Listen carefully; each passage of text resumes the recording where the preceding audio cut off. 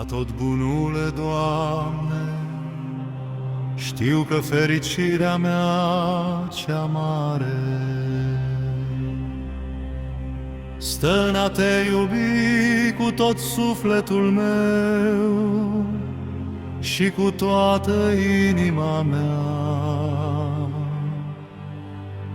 și în a împlini întru totul sfântă voia ta.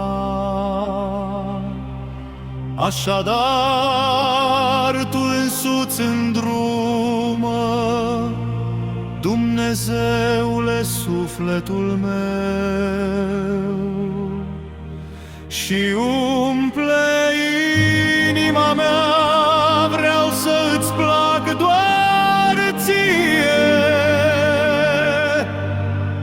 fiindcă tu ești ziditorul meu și Dumnezeul meu.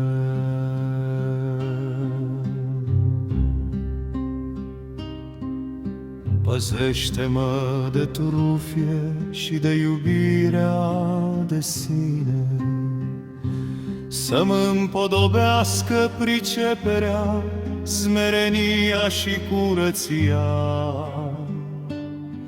Lenevirea îți e urâtă și naște patii, tu dă-mi hărnicie și binecuvântează ostenelile mele.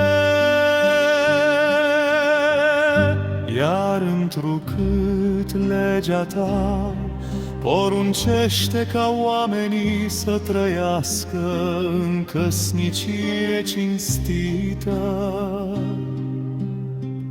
adu-mă, Părinte Sfinte, la această chemare sfințită de către tine. Fiindcă tu ai zis, nu este bine ca omul să fie singur, și făcându-i lui femeia ca să-i fie ajutor, le-ai dat binecuvântare să crească, să se înmulțească și să umple pământul.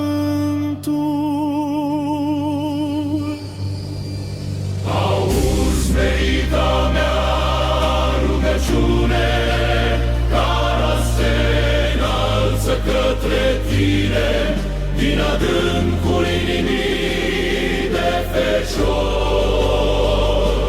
Dă-mi soție cinstită și credincioasă, ca să te preaslăvesc în dragoste și înțelegere împreună cu ea.